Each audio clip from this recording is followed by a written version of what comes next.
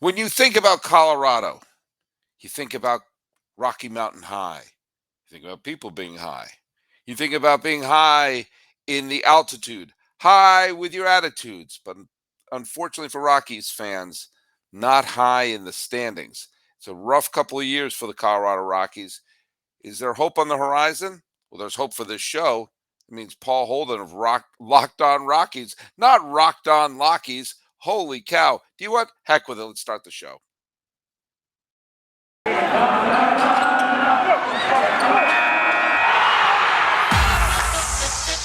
You are Locked On MLB. Your daily MLB podcast. Part of the Locked On Podcast Network. Your team every day. Hello, baseball fans. Welcome to Locked On MLB, part of the Locked On Podcast Network, where it's your team every day. This is the daily podcast. We talk about all of Major League Baseball. I am your host, Paul Francis Sullivan. You don't believe me? Look at my lower third right there. You can call me Sully. I am an Emmy-nominated television producer who has been a baseball podcaster for well over a decade now and has finished 4 seasons here with the Locked On Podcast Network. It is your team every day. I'm going to say it as often as I can. You can please tell your smart device to play podcast Locked On MLB. You can follow us on Twitter. Remember Twitter? You can follow us on Twitter at Locked On MLB Pods. Same handle for Instagram. I'm your pal Sully. I'm at Sully Baseball on Twitter, Sully Baseball Podcast on Instagram, and I have not figured out Mastodon. And I've barely figured out this podcast, as you tell. That was actually my second attempt to start the show, and I said, do you know what? Just start it, Sully. Just start it. If you stub your toe, just start it. And it's almost appropriate that we're talking about a last place team today. I'm going to try to do something on each one of the teams before the season begins. And, well, the middle of December is just as good a time as any to talk about the Colorado Rockies. And I'm Paul Francis Sullivan, but we need another Paul Francis in here. So let's bring in Paul Francis Holden. Woo! Of Locked On Rockies, not Locked On Rockies or Rocked On Lockies or whatever the hell I was saying. Well, that was take two. Mm-hmm. That was take two. I was going to be one of the great Stanley Kubrick films took place in Colorado called The Shining. I was about to pull a Kubrick and do like take 5, take 6, take 400. I said, nah, the heck with it. Paul Holden, he's got a life. So how you doing, buddy? I'm good. I have gone from a wonderful baseball season into just a football fandom season that's gone on great. Everything is perfect with the Denver Broncos right now, just like everything is perfect with the Colorado Rockies. Just giving you an idea of my lack of knowledge of football. Are the Broncos good this year? I don't know. No, they're terrible. Okay. They did a huge. Tell me if you heard this before, Sully. They made a big trade, and it hasn't panned out. I wonder if that sounds familiar to maybe a certain team we're talking about. But, Sully, when it comes to this offseason with the Rockies, at least there's a lot of stuff that I am frustrated about and have questions about. But at least this season, there's at least some form of an identity that we kind of know. And the Rockies have a ton of really interesting and exciting prospects up on the horizon. But now it's a question of, are the Rockies going to go all in and trust these prospects to start with those guys? Or are they actually going to retool and build with this outfield? And here's Sully. I want you to just close your eyes and just picture this. Aaron Judge gets announced to be the right fielder for the Colorado Rockies. How many home runs is he hitting? None, because that's not going to happen. But what, you are in Colorado, and whatever you're smoking right now is obviously working. No, I see. And here's let me counteract that for a second.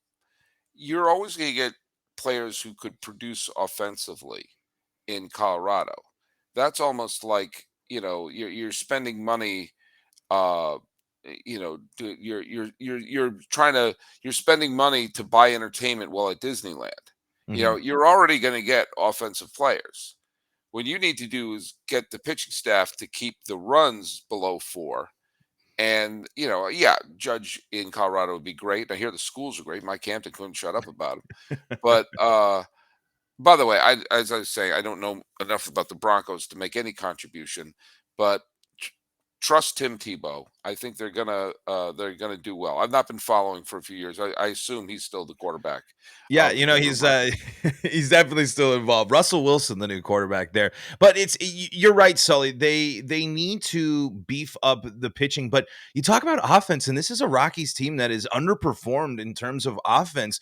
CJ Crone didn't the most home runs for the Rockies, and he had like 29 or 30 for the Rockies, and he was the team leader in home Yeah, runs. Not a lot of double digit home run hitters. The Rockies were among one at the bottom of the league for a long time of the season and leaving the yard. And in today's game of baseball, that's a huge part of generating offense. that's And true.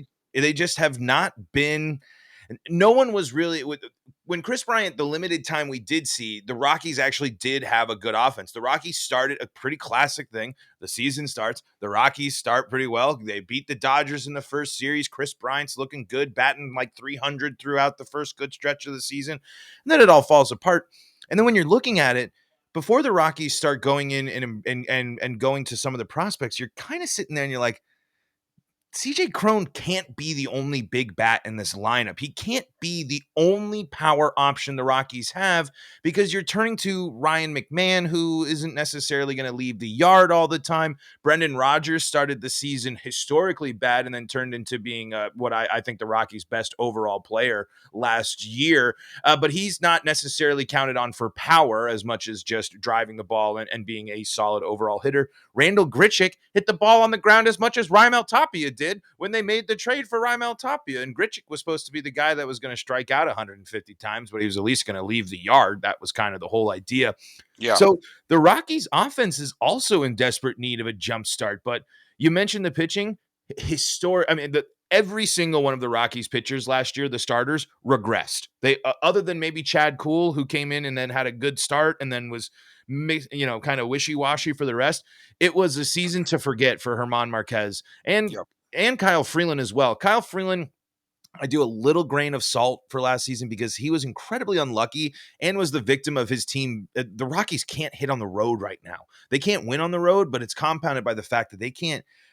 It felt like if a team scored 2 runs against the Rockies and the Rockies were on the road, that was enough. That this team was just simply did not have the capabilities because as soon as they left Coors Field, any form of offense wasn't enough. And they even were losing the shootout games at Coors Field, where the Rockies usually thrive. And hey, if 7 runs are scored by the first 4 innings, you kind of have a feeling the Rockies are going to be the one that are going to outlast and win it. And that wasn't the case this year. So I think, yes, the pitching staff is an absolute must fix. The Rockies actually have been kind of aggressive with a series of minor moves, nothing too big, but it is encouraging to see the Rockies actually being active already in the offseason. Again, not anything groundbreaking, not blockbusters, but they do make the first trade of the offseason. I believe they've added 3 new pitchers to the staff. They bring back Jose Arena, who wasn't bad, and in reality, like, he's not great either. He's a 4th or 5th starter, and that's what he's going to be and what the Rockies need him to be. But nothing anything flashy, but at least there's activity. Whereas in seasons past, we've been sitting here wondering if the Rockies will make a single move. What is you now? Let's just wrap up 2022 in a little bit of a bow before we start thinking about their strategies moving forward. This obviously was a big. This was a lost year. There's no way to put a bow on this other than to just say it was a lost year with the pitching staff. I mean, listen to even what you were saying. Well, our offense was bad and our pitching was historically terrible. You know. Besides that, Mrs. Lincoln, how'd you like to play? Uh, it's a 94. It's amazing. The thing you could say is they're a 94 loss team, Mhm. not a 100 loss team. Um, but Bud Black is still there, and he's still a really good baseball mind. And I think it's actually one of the things that will be best for this team is to have a little bit of stability there uh, at the uh, um, at the helm.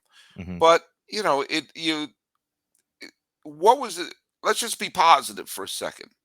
I mean, from my point of view, I'm stunned that they didn't trade Daniel Bard at the trade deadline because a closer with a sub 2 ERA and Coors, who's at the wrong end of 35, might be a valuable trade chip. But maybe they just felt, well, let's what do we gain by trading Daniel Bard? I mean, what great, why don't you just continue to just do your best with him? And you're not going to get a blue chipper, you're not going to get an all-time, a real difference maker for Bard.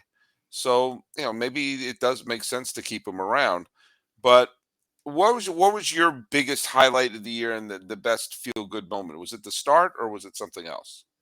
There's a bunch of small things we're encouraging about the Rockies. And you mentioned it right there. Daniel Bard has completely rewritten his legacy. He can now take away any sort of negative feeling or emotion that he had for when he had to step away from the game. And he's asserted himself. He was one of the best closers in baseball. At least you can look at the numbers and everything. Daniel Bard was a top 5 closer in Major League Baseball last year. He was right up there with some statistical categories with Edwin Diaz. He doesn't run out to trumpets or, and not in a 100-win Mets team, but Daniel Bard was a huge part of the Rockies when, again, those close games, it was nice to know that the Rockies had someone who could come out of the bullpen and keep them in those close games. I mentioned Brendan Rodgers a little bit as well. He started the season awful. I mean, he's the one of the big prospects too, former one of the basically one of the people the Rockies are looking to for the future. He starts off awful, like sub 100 batting average over the first month of the season. And this is your everyday second baseman for the Rockies.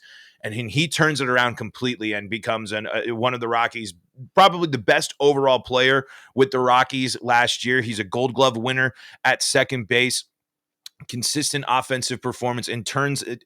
I love when a player can completely turn something around and the trends are the start of the season was meant, but by the end of the season, he's in the groove and see what happens as the full season kind of gets there. And I think Brendan Rodgers is going to be a player that really, really benefits from a normal offseason, no COVID, no lockout. He knows what worked and what didn't work last year. He's going to be a really great player. And two other things too. I really am excited. The Rockies said they threw in the towel, even though they didn't trade anybody. One of the big disappointments, again, for now back-to-back seasons is the Rockies' inactivity at the trade deadline.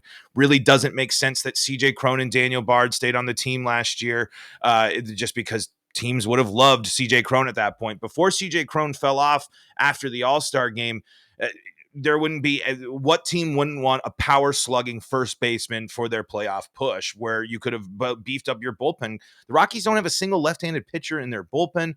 They could have done a lot of stuff there, but they did to say we're getting our top prospects playing time. From the Nolan Arenado trade, you did see this year, you saw Eleris Montero and Ezekiel Tovar, the two big prospects who came over in that trade. Tovar most likely is going to be the Rockies starting shortstop next year after Jose Iglesias. I mean, he had nothing. Jose Iglesias was a sneaky good sign for the Rockies last year. That could be another storyline you look at, but he's going to go help a team that can compete. And the Rockies got to see great things from some of their prospects, Michael Tolia, Sean Bouchard, Tovar and Montero. That something the Rockies haven't done is give their prospects playing time, and those four got consistent playing time at the end of the year. And then Sully, I don't know if folks might not have caught this if they weren't there. The Rockies did give a long-time AAA member, Winton Bernard, finally 10 years in the minor leagues. He got his shot at the major league level for a bit. He might not be with the Rockies anymore, but he's still someone that can go bring value to a team. Like, I wouldn't be surprised if Winton Bernard maybe gets a cup of coffee with someone or is at least with another organization. If you didn't see that story, it was really cool. That's the nice part of baseball when the Rockies said, let's go, you get up here. And he actually performed all right. He didn't hit that all that good, but was fine. And that was something where it brought a real nice breath of fresh air into the season that desperately needed it, because above all, looming over everything is that Chris Bryant trade. Right. Or Well, signing, I should say, not trade. Trade is the still burned in my brain. the Winton Bernard moment was really that we did a whole episode on that and why that just is everything great about baseball. And it's just a surefire bet that the Rockies will improve, at least improve their mindset when they start bringing some of these young players up and giving them the playing time they need. And if you're going to make any bets, you go to Bet Online. Bet Online remains your number one source for sports betting info, stats, news, and analysis. Get the latest odds and trends for every professional and amateur league out there. From football to basketball to the World Cup and esports, we've got it all at betonline.net. And if you love sports podcasts, and I'm guessing you do, you'll find those at Bet Online as well. We're always the fastest and easiest way to get your betting fix. So head to the website today or use your mobile device to learn more. Bet online. That's where the game starts. Yeah, the Winton Bernard call up was, if that was out of the rookie. That was just, it was Right. so heartwarming. And I think that baseball has to find more moments like that. I've said before, and I talked about it on that show, that when I was a guest on a show once, and I'm repeating myself, those who remember that show, but it's worth repeating. I was a guest on a show called Baseball PhD, which is a great podcast. I'm going to plug them. I'm on their show a lot, and Ed Kasputis, who's the wonderful host that has me on about once a month. Anyway, um, he asked me, "What would you do? What would you say to someone who wants to start following baseball? How would you get them into the game?" And I think he was expecting me to say something about, this kind of great play or that kind of great play. And I said, find the story that you emotionally cling to. It's the reason why when we watch the Olympics or you watch the British baking show or whatever it is, you can get emotionally attached to someone and start cheering for them. You get emotionally attached to a team and start cheering for that team. That brings more eyeballs and more emotion than any sabermetric statistic, win, loss, or whatever. And if you can attach yourself emotionally to a club, like the Winton Bernard story, there are probably tons of Winton Bernard stories. We stubbed our toe on that one. It took a teammate to do a freaking iPhone video of it and posting it on Instagram for us to see that story. Baseball has to find those stories, and that's the thing that will build up the fan base. I personally believe. No, I think that's a great point, and it's not just marketing the players. It's baseball is so hard. I don't think. I mean, I think people get it, but some people still, when that aren't baseball fans, when they I still think they think I'm kind of a homer when I'm like, the hardest thing to do in sports is hit it 95 to 100 mile an hour fastball. Mhm. You just don't understand how hard it is. And then it's not like football. You go to college, and if you played a good enough college, you got a good shot in the draft. And if you're drafted high enough, you're in the league. You're playing, Mhm. and it might not last long, but you made it to the league. Same with basketball, has some development leagues, and so do hockey. But there's nothing like going through the grind of the minor leagues. If you're a Winton Bernard, Winton Bernard has been not only trying to be a professional baseball player, but also running a whole full other life because of the life that minor league long lifers in the minor leagues have to live due to pay and all that stuff. He's worked his whole life around it, and it all paid off for him for 5 days. It was Yeah. 5 days, but for him for 5 days. Winton Bernard was the talk of the Colorado Rockies. And yes, I mean, for a lot of people, that's who cares? It's the Rockies. They're irrelevant. It was a week in July or whenever it was. But for us, I mean, for fans, I mean, the broadcast, the fans, the signs, I mean, that matter. Like you said, that's where the magic of baseball is, because it takes those storylines to keep you engaged throughout the season. Why do Rockies fans care about Rockies baseball when they're 30 games out from the division lead in July? Well, it's because Winton Bernard just came up. It might not be that big of a deal, but it's awesome. That was, I mean, there's so much awesome things to kind of celebrate about the game that we don't often get a chance to do. And I think part of and I think what might hopefully help a little bit is this new balanced schedule. Sully, I can't tell you how excited I am for playing the Dodgers and Giants considerably less as a Rockies fan. But I think that when we're talking about growing the game, I think this is the way to do it. Let fans see all of these players and experience these storylines. It's going to be nice for people to actually see, wait, who's on the Rockies now that Nolan Arenado isn't there? Like, they can finally learn maybe these prospects with the good stories, or just fall in love with the new team. I got a guy from Minnesota who just decided to start watching the Rockies last year because he follows the show, and just because he was liked one of the players, and now he's in. It's as simple as that. Yeah, and you're also seeing there are reasons to follow a team beyond geographical reasons. Like, you see, there's sometimes when you have little leagues where they'll first of all, Major League Baseball should give little league uniforms. They should not be licensed. Little league shouldn't have to pay. Major League Baseball should be showing up with these uniforms and hats and furnishing every young kid with that, Mhm. because when you have the kid putting on, like when my kids played little league, and one year they had licensed the Major League Baseball uniforms, so they were wearing Mets uniforms, and the kids walking around wearing the Mets and the Cardinals and the Dodgers and the A's and all these other teams, and they looked great. And when my kids saw the Mets on the TV, said, "Oh, he looks like me." Fabulous. The next year, they didn't pay for the licensing, and it just said, the Pasadena Little League on it. And I go, where are the uniforms? Oh, they priced this out. I said, you could not possibly be stupider than Mhm. to price out little leaguers. I mean, that's not an opinion. This is a fact. That's them saying, we don't want young fans. We Yep. don't. If you put on the Little League uniform, so, wow, I look like a ball player. You turn on the TV. No, I look like a ball player. They should be showing up with trucks of these and handing them out for free, because you get a young generation walking around in their uniforms. Mhm. You get that attachment to it. But one thing that also, I think baseball, more than any other sport, you do get attached to the players on that team because it's a day in and day out. You do get to know them. You do get to feel with them, which is one of the reasons why you have these teams that have constant revolving doors. It's sometimes harder to root for a team like that because Absolutely. you don't understand that element of, these are our friends for the summer. Mhm. We're going to spend the summer with this group. And yes, you're expecting a little bit of turnover here or there, but there's a core that you're always expected, maybe not year in and year out, but these are our friends for the year. My favorite baseball movie of all time, and I did a whole podcast on this, is Bull Durham. And one of the things I think Bull Durham did brilliantly is that it showed that, but first of all, that baseball is a job, and baseball is, Susan Sarandon's character romanticizes it, but you also see it's a grind, it's a job, but it's also is not about winning a title. If baseball fandom, like in that movie, the Bulls don't win the championship. In fact, the final game of most sports movies end with a championship game. Bull Durham ended with a rainout. The last game of Bull Durham's a rainout. Mhm. And but you got to know the character, you got to know the team. Most fan bases don't experience a World Series at the end of the year.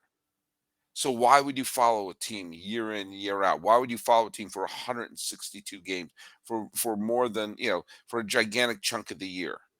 Because you attach yourself emotionally to them. And you think about what Winton Bernard meant, that emotional grabbing that you can have there. That's where the pull of the team is. That's where the pull of this game is. It's there for you all summer. It's there if you need it. You don't expect anyone to watch all 162 games, but it's a lot of times it's Wednesday. I'm in a mood. I just need a game on. I just need a Mhm. game on, and those are your friends who are there. And baseball has to understand. They have to understand it's not always going to be about flashy stars. Or everything. It's about, hey, here's your friends for the summer. Get to know them, and if they win, great. But if they don't win, you got a friend for the summer. Yeah, I think that's a lot of Rockies fans have embodied that, and then we were kind of getting treated that the friends that we've gotten to know were building up into a team, and then they decided to they moved out of the neighborhood. I mean, they didn't move the team, but they moved on. They moved Yeah. to a different school district, so you didn't get your friends coming to the summer anymore, and now.